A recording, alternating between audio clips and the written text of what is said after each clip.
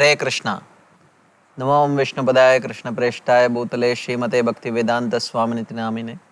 नमस्ते सारस्वती देवे गौरवाणी प्रचारिणे निर्विशेष शून्यवादी पाश्चात्य देशतारिणे। जय श्री कृष्ण चैतन्य प्रभु नित्यानंद श्री अद्वैत गदाधर शिवासादि गौर भक्त वृंद। हरे कृष्णा कृष्णा कृष्णा हरे हरे, हरे राम राम राम हरे हरे। हरे Krishna. So we welcome you all to the third day of this course, which is Self-Evaluation Tools on the Path of Bhakti Part 2. And this is based on the book Madhurya Kadambini by Srila Vishwanath Chakravarti Thakur. So yesterday we were discussing the third shower of nectar, which discusses on the stage of Anartha Nivritti, Adau Shraddha, Tata Sadhu Sangha, Ata Bhajana Kriya, Ata Anartha Nivritti. So yesterday we discussed about the 6 stages: Utsahamayi, Ganatarala, Vyuda Vikalpa, Vishaya Sangara, Niyama Kshama and Tarangarangini. About the 6 stages of unsteady devotional service. And towards the end we started discussing the third shower of Anartha Nivritti, in which we saw that there are 4 kinds of anarthas based on their sources. So first we saw that Srila Vishwanath Chakravarti Thakur defines anarthas in a very unique way. He says anarthas means unwanted desires. So desires which are unfavorable for one's progress in devotional service, they are called as anarthas. And those anarthas can have 4 sources: Dushkritotta, Sukritotta, Aparadotta and Bhaktiotta anarthas. So Dushkritotta anarthas are those unwanted desires which are caused due to past experience of past sinful activities, which has given rise to sinful vasanas, which inspire some sinful desires. And we saw Sukritotta anarthas. Sukritotta anarthas are caused due to past pious activities, and we saw some example for that also last time, how even pious activities could give rise to desires which are unwanted or unfavorable for devotional service. And then we saw Bhaktiotta anarthas. Bhaktiotta anarthas are anarthas which are born out of one's proper practice of bhakti, which leads to puja labh pratishtha, and one may get attracted to that. That leads to unfavorable desires. Because unless ideal desire would be the desire to please Krishna, would be the desire to please Guru Maharaj, would be the desire to follow the instructions of the Guru, chant quality rounds, perform proper sadhana. These are all favorable desires. Unfavorable desires in the case of Bhaktiotta anarthas comes in the form of desire for fame, glorification, in this way. And we saw the 4th type is Aparadotta anarthas. That's what we were discussing yesterday actually. Aparadotta anarthas are those unwanted desires which are born due to commission of Vaishnava aparad. Of course, Vaishnava aparad is one of those aparadas, especially Nam aparad. So in this context, we discussed yesterday 2 different types of aparadas. One is Seva aparad and Nam aparad. And we saw elaborately the difference between Seva aparad and Nam aparad, which was slightly different from the conventional understanding that most of us had. Srila Vishwanath Chakravarti Thakur gives a slightly different understanding of Seva aparad and Nam aparad. He says Seva aparad refers to the inadvertent mistakes committed during practice of bhakti. Unintentional, inadvertent. So in the process of bhakti, however grave that offense may be, if it is inadvertent, it is excused. But if it is not inadvertent, if it is performed with a malicious intent, with an attitude which is unfavorable for pleasing Bhakti Devi, then it causes what is called as nama aparad. And nama aparad, the word nama in nama aparad indicates bhakti. So actually nama aparad means bhakti aparad. So bhakti aparad means just as Krishna is bhavagrahi, he accepts only the intent. So therefore, bhakti is mainly about having the right intentions. Anukulyena Krishna Anushilanam. Similarly, aparad, the opposite of bhakti, is especially bhakti aparad or nama aparad, is that which is committed due to an intention or attitude which is not very favorable for practice of bhakti.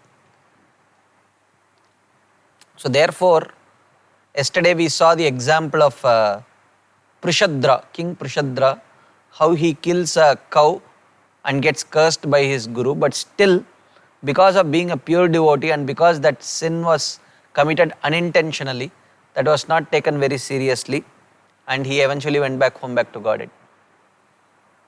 So in this way, seva aparad are the unintentional mistakes which are completely, it is the moment someone practices bhakti sincerely, that seva aparad is immediately nibbed in the bud stage only.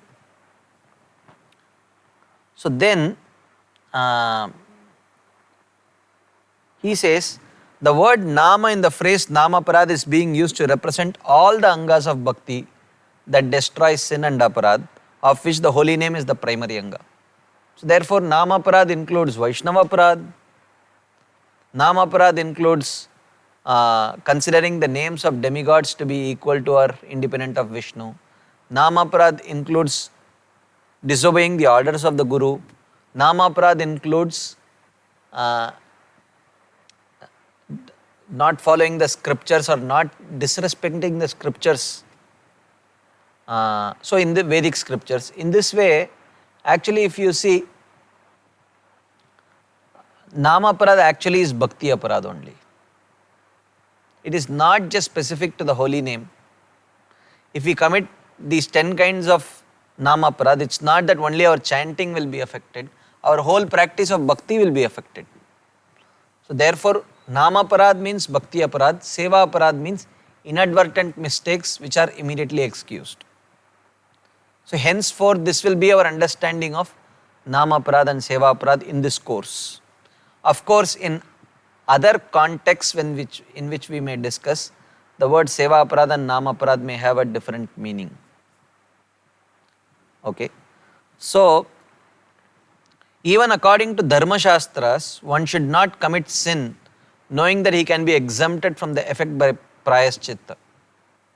So one should not think that, oh, anyway, seva aparad means it is not taken seriously. So one should not think that I can commit any seva aparad and I will be exempted. That would become the 7th offense, committing a sinful activity on the strength of the holy name. That would be a wrong intention actually. And then we saw 3 different scenarios, taking the example of performing achaman. One example is, the first scenario is when he comes to know that he has forgotten to do the achaman, and then immediately he feels very repentant, begs for forgiveness, immediately that aparad is gone. The second scenario is, he does not come to know that he forgot to do the achaman. No offense taken. Inadvertent. Third scenario, he comes to know that he has forgotten to do the achaman and he is very cool about it. He does not bother about it. He says, okay, I will anyway chant the aparada shodhan mantras. So, or even thinking that I don't have to be very careful in performing this deity worship or other such services, because anyways at the end of it I will chant the aparada shodhan mantras, and as soon as the aparada shodhan mantras are chanted, all offenses are removed. So why should I be so careful? So if one is purposefully careless or not being careful enough, thinking that the aparada shodhan mantras will protect me, then the aparada shodhan mantras will not protect him. It will become a nama aparad. Aparada Shodhan mantras is only for those unintentional mistakes. So, the next theme that we will discuss is that how these kind of offenses are not in the category of sins.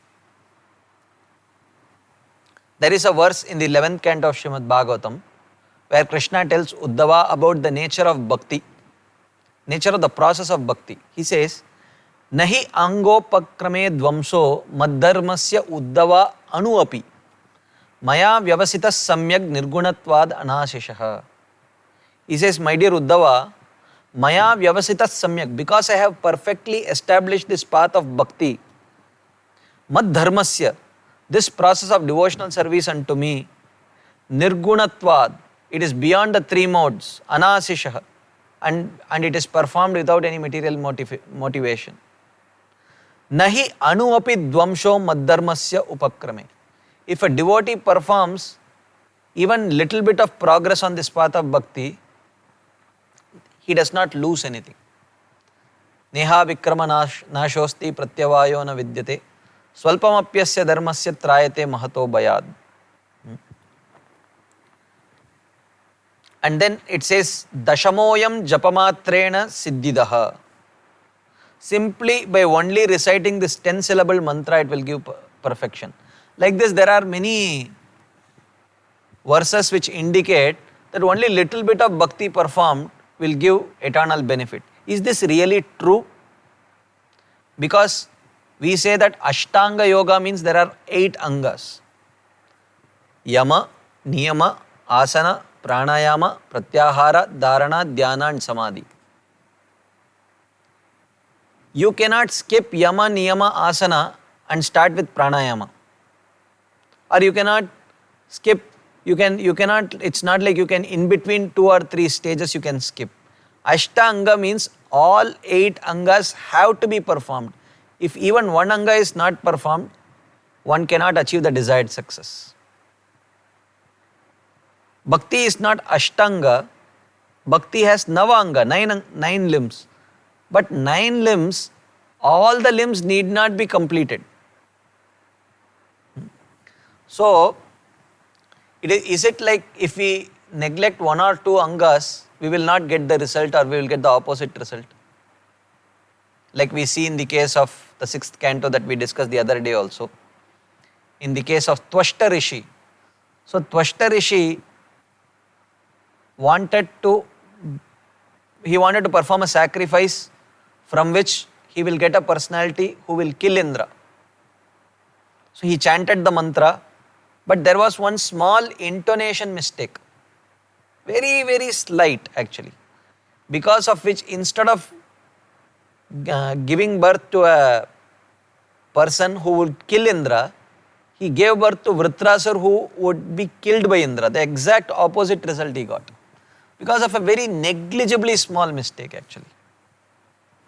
But in the case of Bhakti, Bhakti Devi is very, very lenient. Even if some of the limbs are not performed, Bhakti Devi does not take it very seriously. Of course, it must be unintentional and with the right attitude. We will see some examples for this.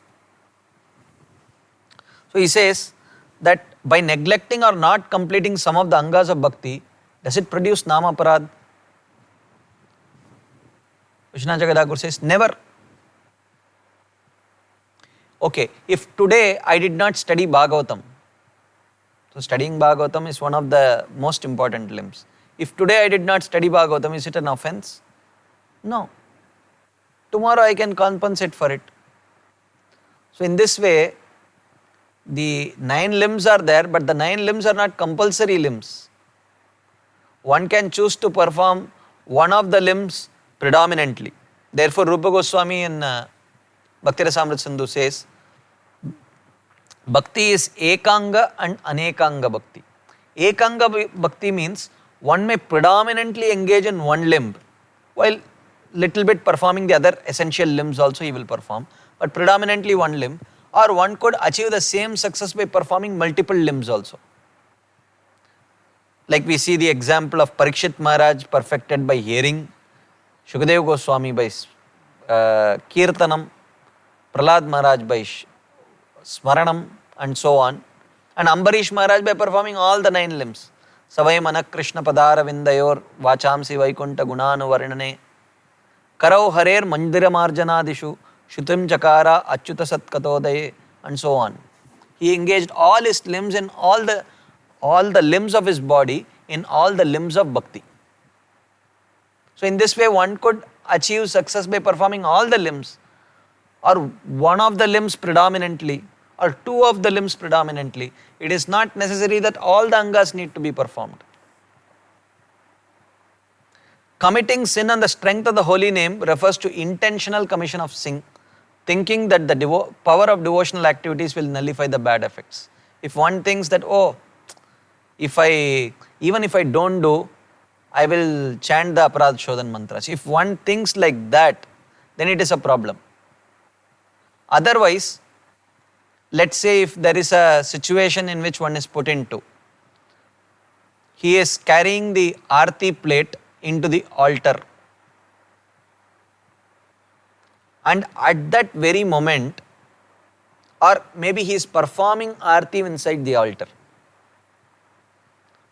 and he turns to offer the Aarti to Prabhupada and all the assembled devotees, and he sees that his Guru Maharaj is standing right in front of him. One of the 64 limbs says, or important limb, is as soon as one sees one's spiritual master, one has to offer obeisances. At this stage, if he does not offer obeisances, is that a serious offense? No. Because if there are 2 limbs, of which only one limb can be performed at one time, by neglecting to perform the less important limb, it is not considered as an offense in bhakti.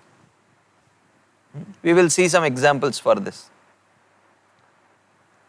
Unlike the path of karma, where failure to perform the right perfectly is condemned, on the path of bhakti, the Shastra never condemns failure to perform all the angas. If all the angas are not performed, still it is not considered a failure. He gives an example from another famous verse from the 11th canto of Srimad Bhagavatam. Evai Bhagavata Prokta Upayahi Atma Labdaye Anjaha Pumsam Avidusham Vidhi Bhagavatan Hitan Yanastaya Narorajan Na Pramadyeta Karhichit Dhavan Nimilyavanetre Naskalenna Patediha. So Krishna tells Uddhava that, my dear Uddhava, even unintelligent person can easily understand the Supreme Personality of Godhead. How? If they adopt this easy process of Bhagavad Dharma, the path of bhakti that I have created. And on this path, Yan Astaya Narorajan Na Pramadyeta Karhichit. Anyone who takes up to this path of bhakti will never blunder on this path. Dhavan Nimilyavanetre Naskalenna Padedhiha. Even if he runs on this path of bhakti with his eyes closed, he will never trip or he will not fall down. Na skalet, na pated. He will not slip, he will not fall. Meaning, if the intention is right, if the attitude is right, if he is progressing on the path of bhakti, unintentional mistakes will have no effect. That is one understanding. If there is an unintentional mistake that is committed, he will not be penalized for it, unlike karma, jnana or yoga, where unintentional mistakes are severely penalized. But on the path of bhakti, unintentional mistakes, no problem. But one should not try to take advantage of it. Then it will become the 7th namaparad. Namno balad yasya hi papa buddhi, navidyate yasya yamair hi shuddhi. So, namno balad yasya hi papa buddhi. Committing a sin or an aparad on the strength of the holy name, one should never do it. But if it is genuinely unintentional, there is no penalty for it. This is one understanding. Second understanding is, nimilya means to close your eyes. Like we say, don't bother. if you see someone is committing a mistake, just close your eyes, we say. Just close your eyes means you are seeing, you know that that is wrong, but you don't want to. It's not that you do not know that that person, what he is doing is wrong. You know that it is wrong, but still you choose to close your eyes. Similarly, in this case, what it means is, if a devotee is put in a situation where he can perform only one out of the two limbs, if he chooses to perform only one and neglects the other, it is not considered as an offense. One example, Ramanujacharya's foremost disciple, his name was Dasharati. So Dasharati was once boiling milk for Ramanujacharya, and in those days there used to be only wooden stove, and in wooden stove, unlike today's gas burners, if you want to do something else, you can't put the milk on, you can't put the stove on sim or switch it off and do, you know. The gas will be on all the time. Wooden stove, it is very difficult to adjust the fire in it. You have to be very, very careful. One moment of inattention and you might burn the milk. So while Dasharati was very carefully boiling the milk for Ramanujacharya, Ramanujacharya was just standing outside, and suddenly it was in Srirangam, and Lord Ranganath, he came on procession on a palanquin. And if you look at the 64 limbs that Srila Rupa Goswami writes, many limbs are connected to receiving the Lord. When the Lord comes on a palanquin, one should immediately stand up and receive the Lord. That is the first limb, one of the limbs. Second, one should immediately pay obeisances. That is the second limb. And the third limb is one should follow the procession of the Lord. That is the third limb. So here was Ranganath ji coming on a palanquin. Ramanujacharya is standing.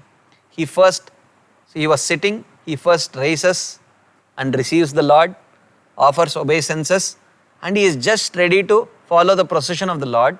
Just then he remembers that Dasharati is there inside the kitchen. So he calls for Dasharati. What are you doing? Just come. And the Lord is coming on a procession. Come and receive the Lord. And Dasharati from inside the kitchen says, no, my dear Lord, I am involved in a very important work, I cannot come. So then Ramanujacharya just follows the procession for a while, and then he comes back and he is little upset with Dasharati. And he goes inside the kitchen.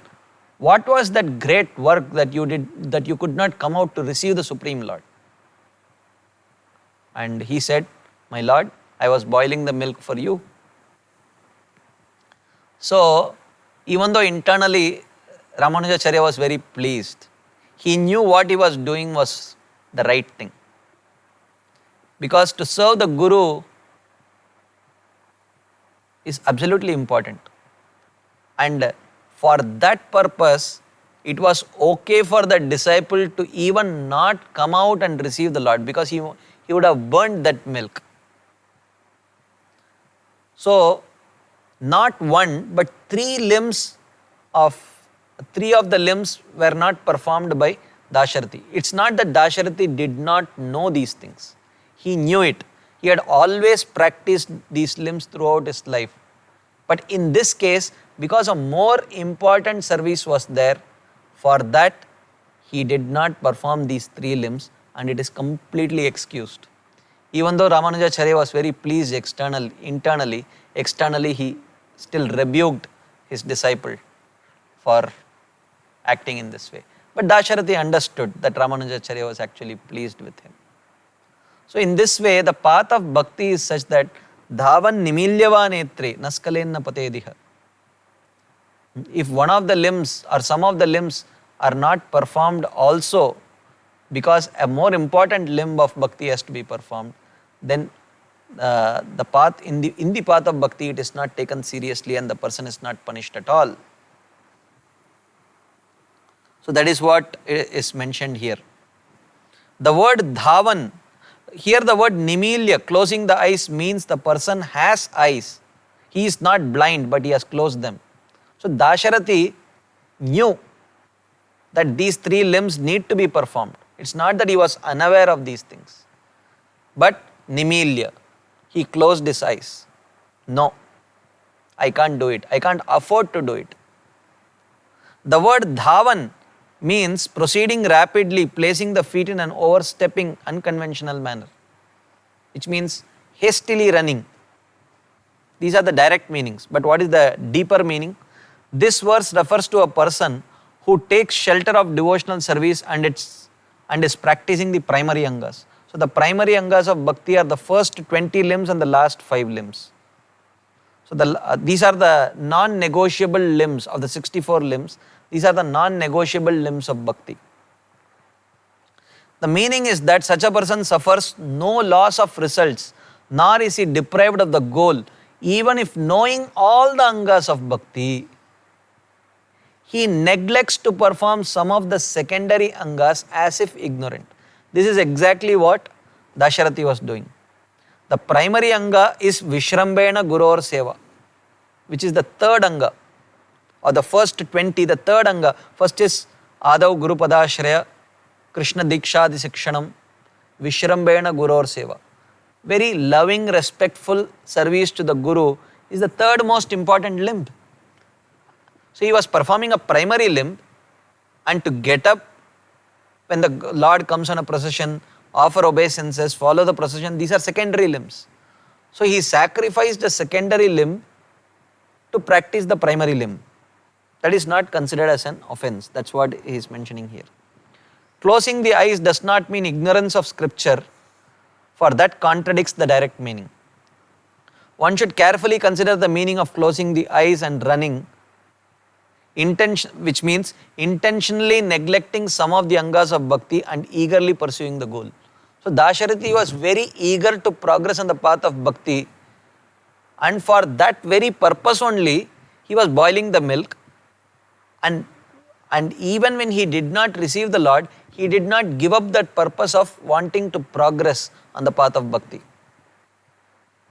This and any actions resulting from the mode of progress does not allow the devotee to commit the 32 seva aparads.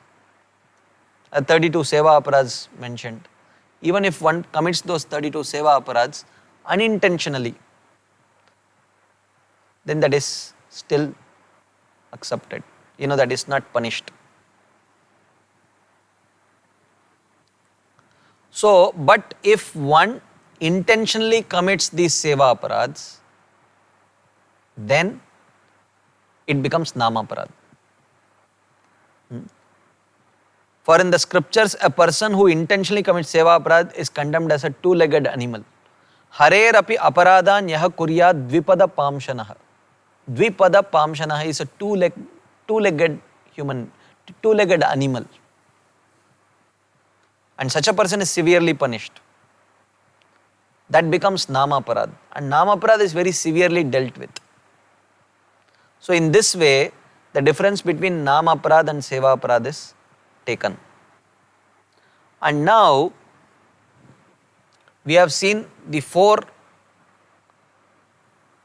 types of anarthas: dushkritotta, sukritotta, bhaktiotta anarthas and aparadotta anarthas.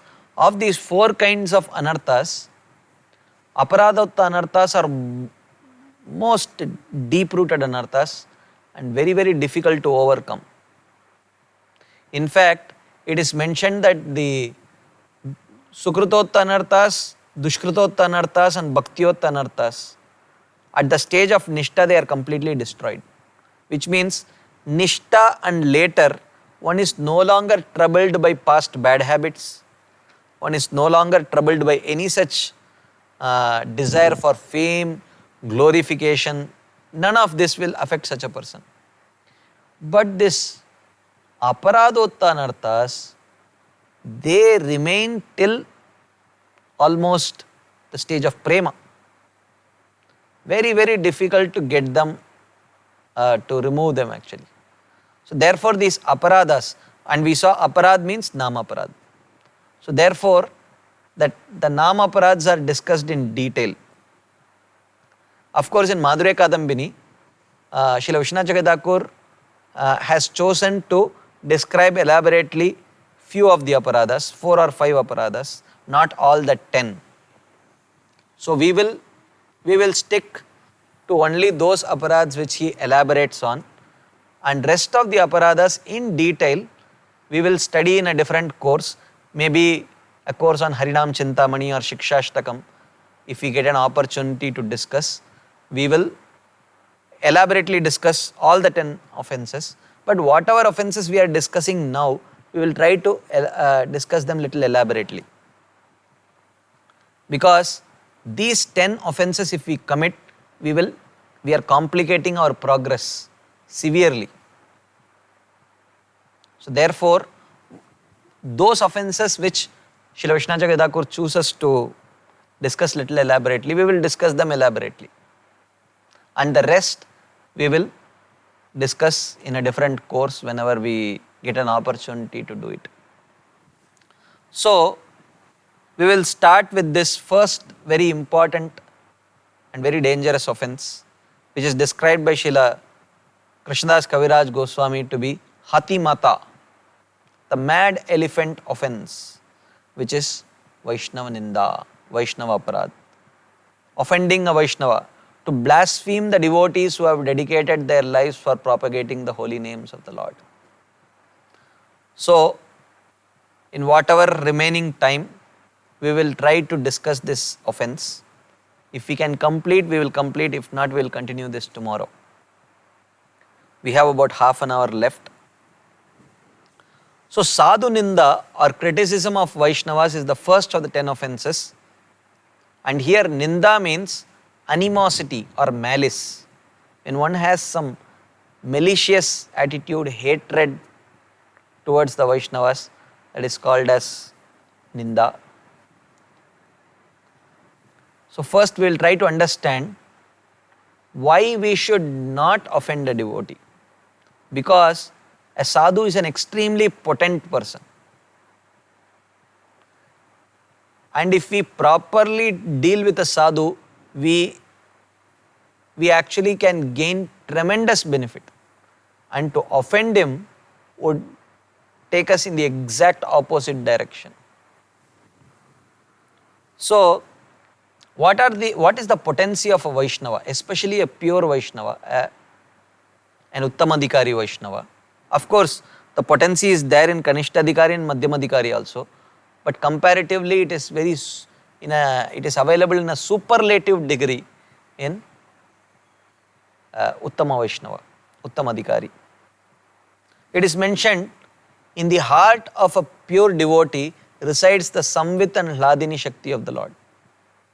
The Samvit Shakti of the Lord is that by which one understands the Supreme Personality of Godhead, and the Hladini Shakti is that by which one experiences the bliss of that relationship with the Supreme Lord.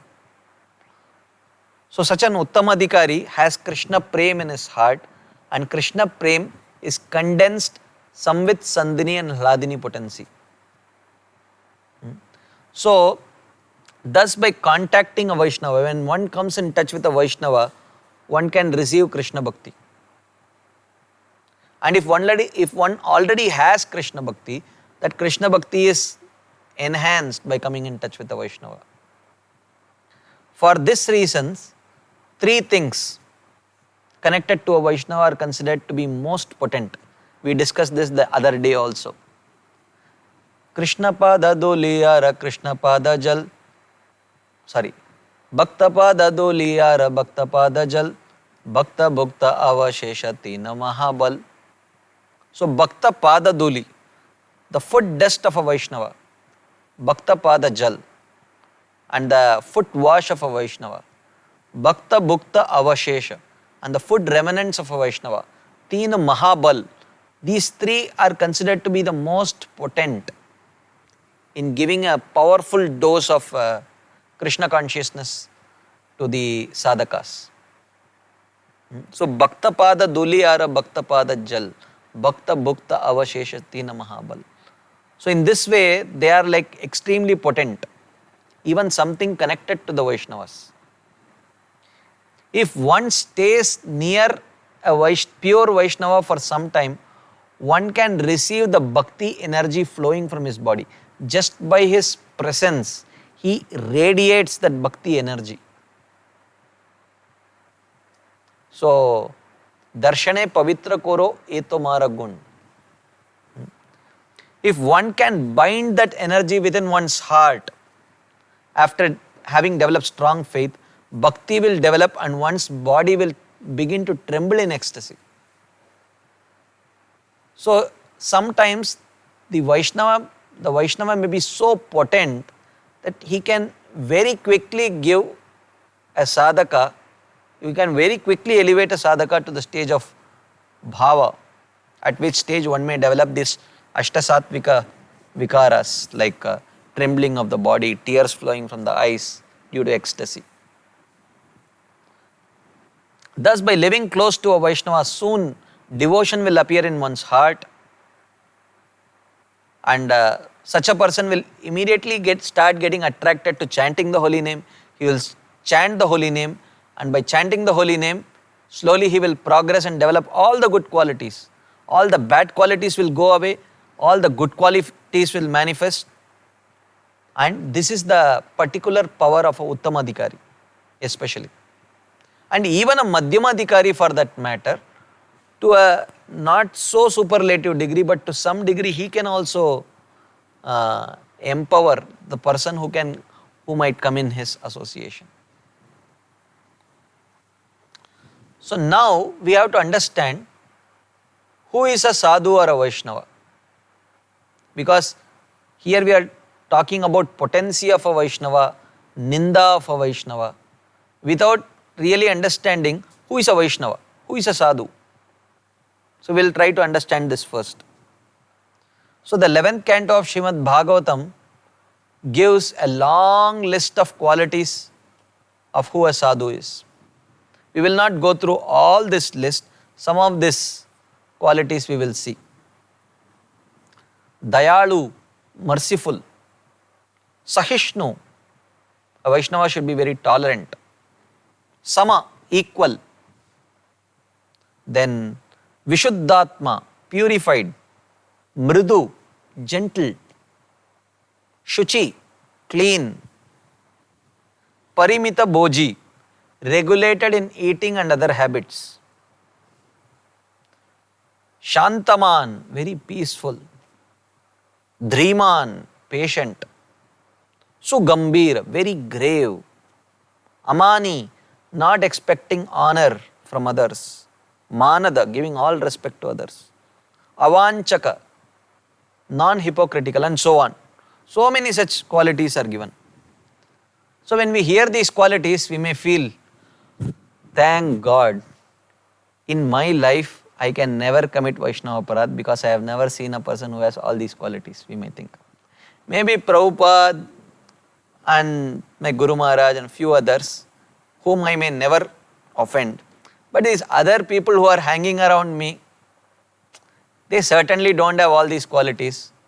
So I don't have to really worry about committing Vaishnava Aparadh, because according to this definition, none of the people around me are actually Vaishnavas, except me. One may think like that.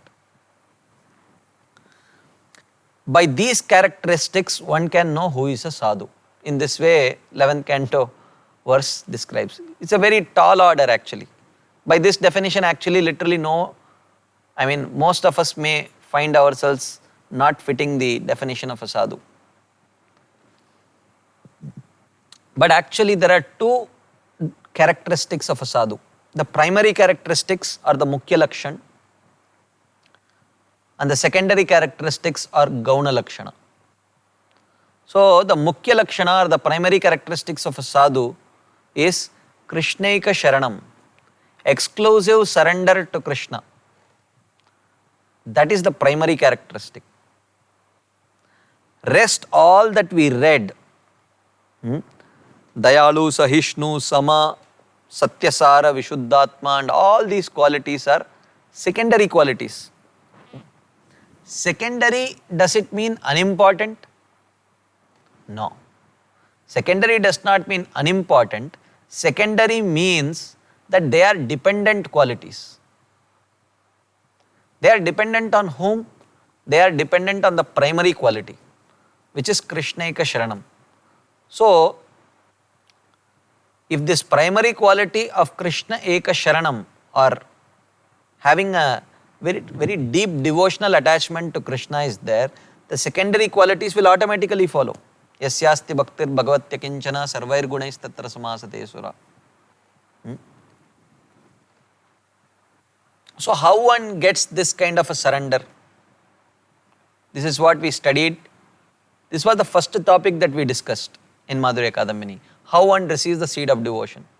By now, you have heard it so many times that all of you would immediately tell, oh, one receives the seed of devotion is Shraddha for practicing bhakti, and one receives that seed of devotion by Mahat Kripa, Mahat Seva, Agyata Sukriti, and that accumulation of Agyata Sukriti leads to Shraddha, which is the qualification. That's exactly what here Srila Vishnu Jagadhakur mentions. By some good fortune, one may get the association of Vaishnavas and then attain a taste for the name, chant the name, and take shelter of Krishna's lotus feet. Somehow or other, means somehow or other, by the merciful disposition of the Vaishnava, we come in touch with them and then they sow the seed of devotion in our heart.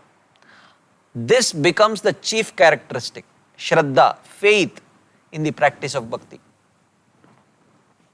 And by continuing to chant the name, all the other characteristics gradually make their appearance. It is gradual. It's not that, oh, today you started chanting, tomorrow he should have all these characteristics, all these qualities of Vaishnava. It's not like that. It's a gradual development. Therefore, they are called as marginal or accompanying characteristics or Gauna Lakshanas, secondary. The chief characteristic is complete surrender to Krishna. And it does not matter if this chief characteristic is there, then it does not matter which varna or which ashrama, whether he is a grihastha or a sannyasi, a brahmana or a shudra, it does not matter actually. But if that one primary characteristic is not there, then all the secondary characteristics are of no use. This is what Prahlad Maharaj says. Viprad Vishad Gunayutat Aravinda Nabha Padaravinda Vimukat Shwapacham Varishtam Manye Tadarpitamana Vachane Hitartha Pranam Punati Nakulam Pranam Punati Sakulam Natu Borimana, he says. Viprad Dvishad Gunayutat. So here some 26 qualities are mentioned, there some 12 qualities are mentioned. So 12 qualities of a Brahmana. One may be a Brahmana endowed with all the 12 qualities, but the only quality that he does not have is Viprad Vishad Gunayutad Aravindanaba Padaravinda Vimukad.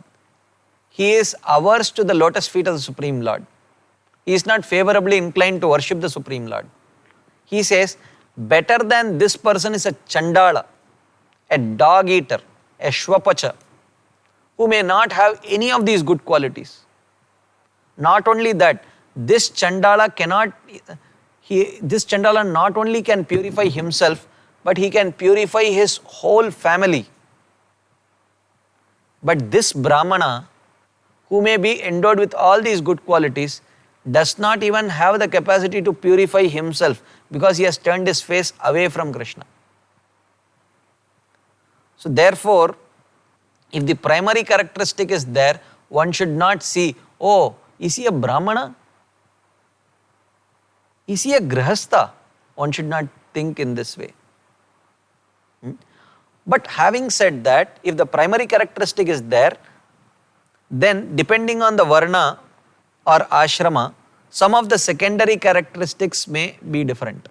Like for example, if he is born in a not so Brahminical family, maybe he is born in a Shudra family, his language and the way he speaks and he may not have a very refined nature, that will follow after some time. He will develop those qualities also. But to begin with, those qualities may not be immediately seen in that person. And this discussion comes in the third canto Kapiladev's teachings also, where Kapiladev says, Titikshava karunika suhridas sarvadehinam ajata shatrava shanta sadhavo sadhubhushana. He says, who is a sadhu? Titikshava, the tolerant person, karunika, very compassionate, suhridas sarvadehinam, he is very benevolently disposed towards all living entities. Ajata shatrava, he has no enemies. Shanta is very peaceful. Sadhavo, sadhubhushana. He is very straightforward and he is very respectful to all other devotees. These are the qualities of a sadhu. But these are the secondary qualities which may or may not be there in a person. One should look for the primary quality. The primary quality is Mai ananyena bhavena bhaktim kurvanti ye dridam matkrite tyakta karmanas tyakta swajana bandhava. This is the primary quality. What is it? Kurvanti ye mai dridam bhaktim. He performs steady devotional service unto me. Steady bhakti. Ananyena bhavena. Ananyena bhavena means with exclusive devotion which is uncovered by karma, jnana, yoga, or which does not involve worship of any other demigods. Matkrite tyakta karmana. And he gives up all other non-devotional activities to please Krishna. And sometimes tyakta swajana bandhava. He may even give up some friends and relatives if their association becomes a hindrance to his practicing his bhakti. This is the primary quality of a sadhu, and if this quality is there, other qualities will soon follow but may not become immediately manifest. So, if someone asks, we saw this example many times, this is Prabhupada's beautiful example, but I will repeat it again. If someone says, switch off the fan, and then someone switches off, and then he asks, oh, is the fan switched off? Where should that person see? He should look at the switchboard. If he looks at the fan, it may still be rotating. It's very difficult to say, especially immediately after the switch is put off.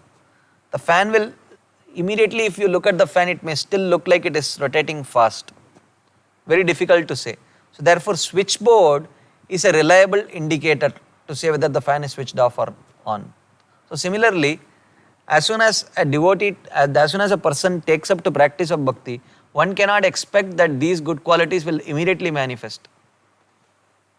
Therefore, why we are discussing about this primary, secondary so much?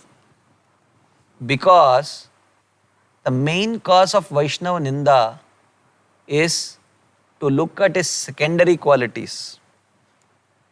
So one should not criticize a sadhu based on the secondary qualities, because bhakti will purify him.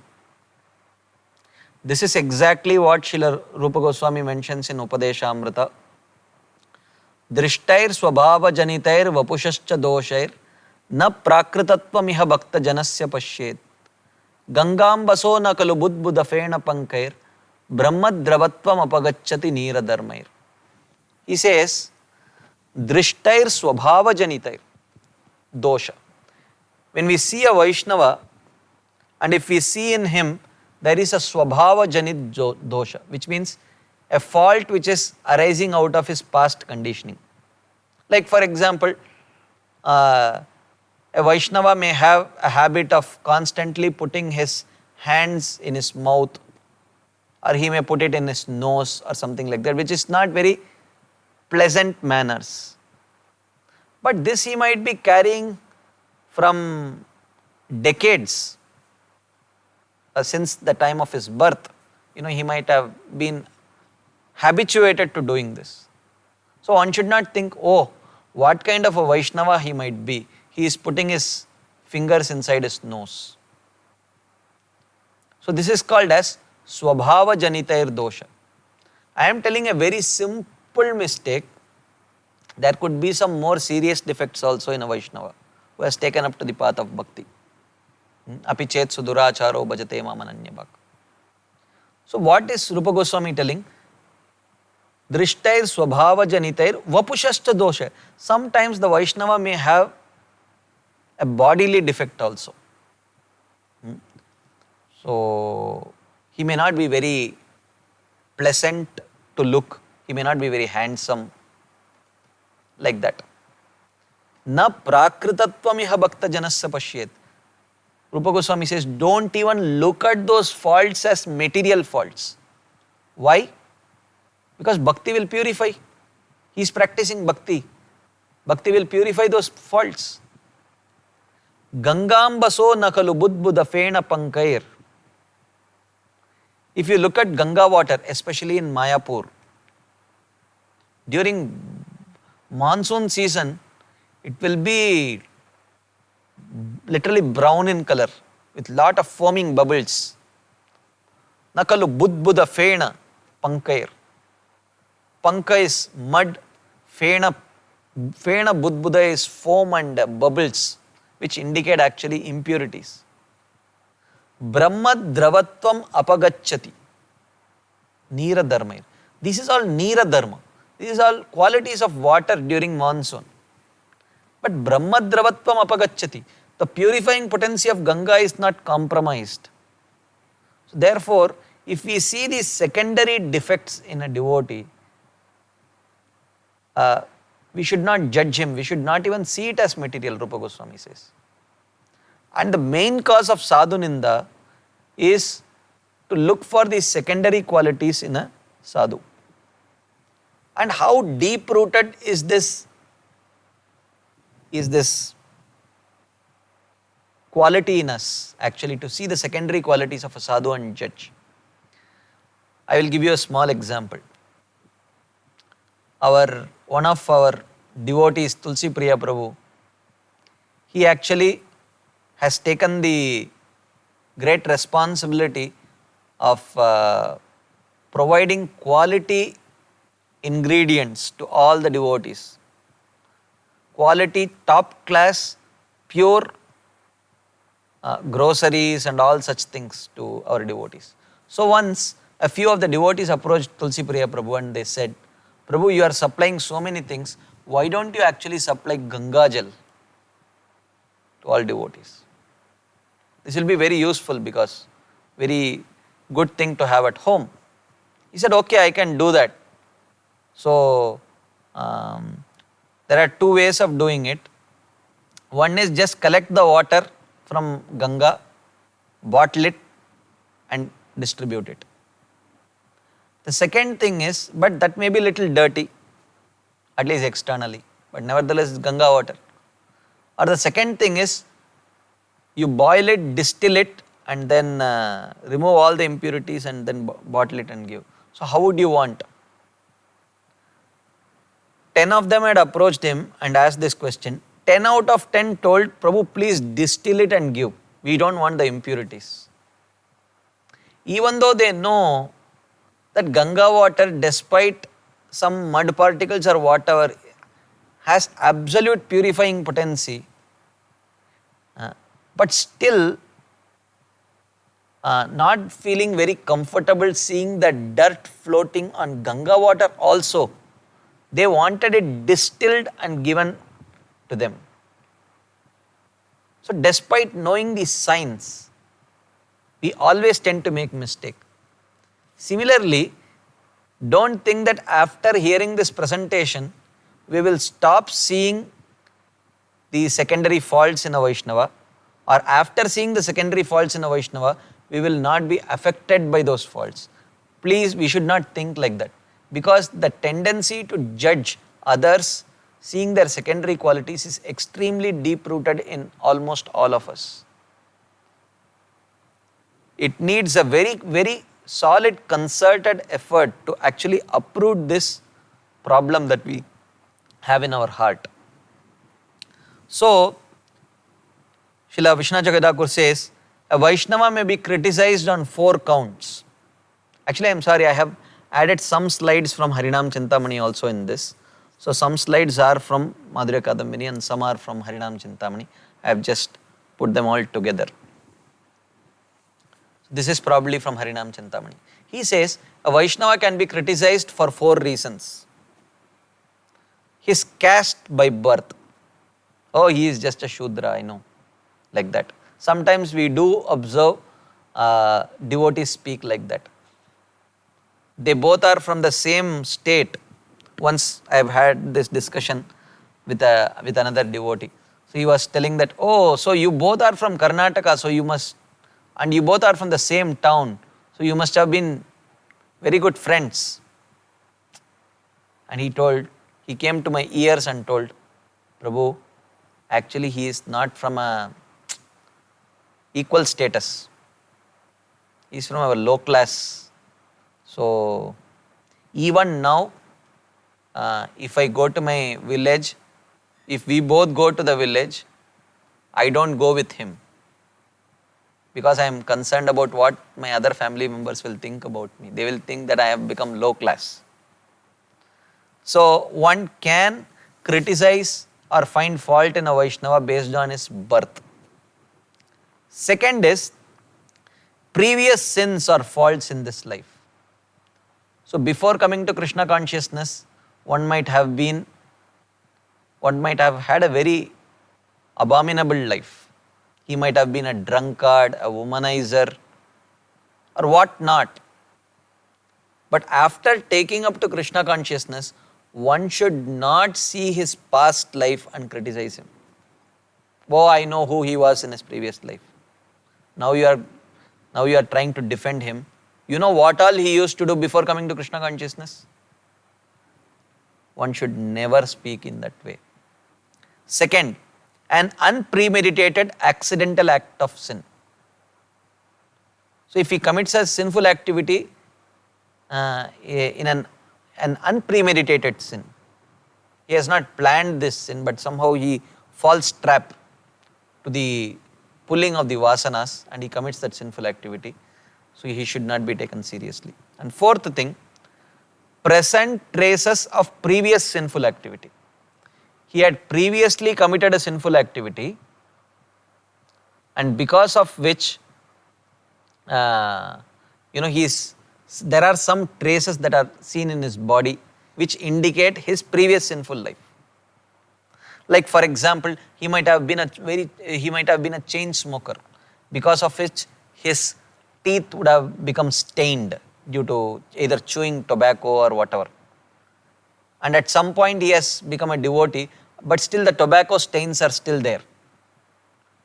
And whenever you look at that Vaishnava with his tobacco stained teeth, you think he must be a low grade useless fellow.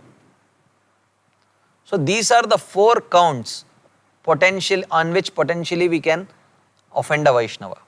His birth, his previous sins or faults in this life before coming to Krishna consciousness, or after coming to Krishna consciousness, he may fall trapped to some vasanas and commit an unpremeditated sin.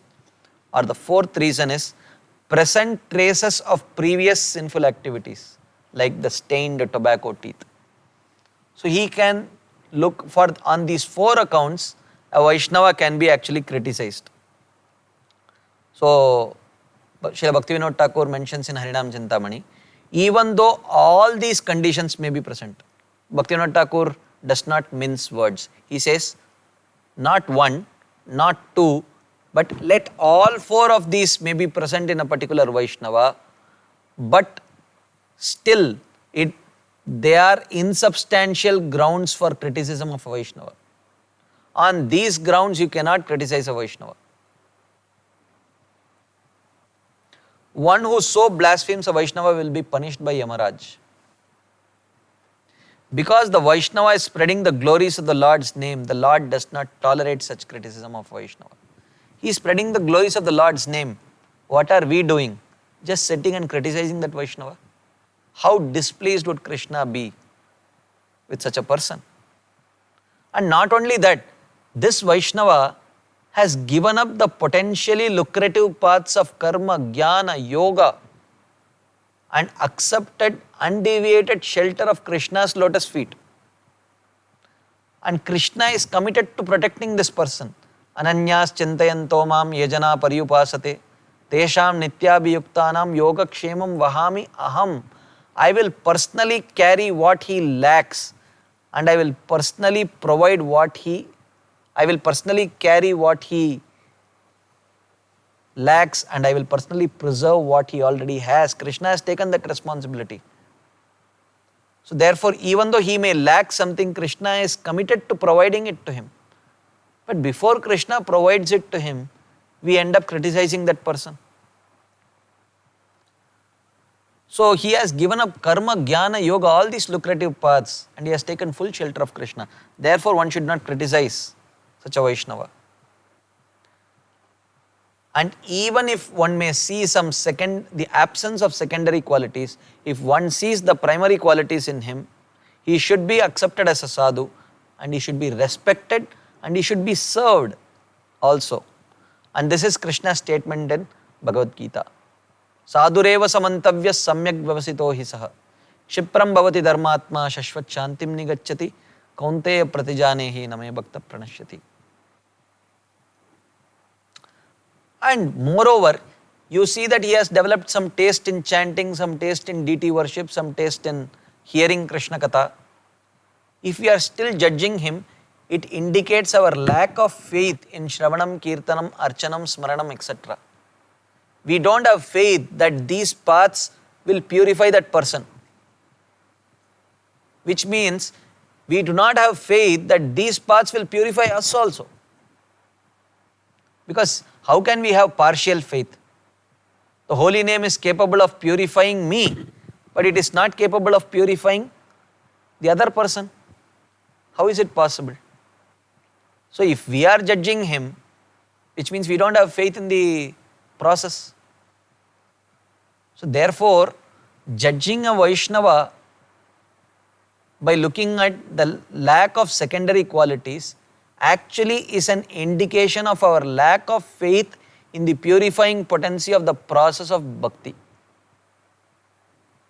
This is exactly what it means. Some remnants of sins may still remain, but they will completely vanish by the potency of the holy name or by the potency of the process of bhakti, and we should have complete trust in it. Since the traces of sins will quickly go, he will very soon become a righteous person. Shipram bhavati dharmatma. Once, Srila Bhaktivinoda Thakur had a dream. In that dream, he was in Yamaloka. And in Yamaloka, actually Yamaraj, Chitragupta and Narada Muni, these three were sitting and having a discussion. And in that discussion, they were discussing this verse. Shipram bhavati dharmatma shashvat shantim nigacchati kaunteya pratijanehi name bhakta pranashyati. So this is a real thing that happened. Bhaktivinoda Thakur really had this dream. So they were having this discussion, and Yamaraj asked Narada Muni, Narada Muni, you please explain this verse to me. This is a very confusing verse to me. Narada Muni asked, why? Because here Krishna, this is 9th chapter of Bhagavad Gita, 31st verse. But in the 2nd verse of 9th chapter, Rajavidya Rajaguhyam Pavitram Midam Uttamam Pratyaksha Dharmyam Susukam Kartum Avyayam. So Krishna calls bhakti as dharmyam. It is very dharmic activity. But at the same time, Krishna is telling Kshipram bhavati dharmatma. This devotee will become a dharmatma. How do we understand this? He is already practicing bhakti, means he is already dharmatma. Because Krishna calls bhakti as dharma. Then why is he telling Kshipram bhavati dharmatma, he will become a dharmatma? Isn't he already a dharmatma?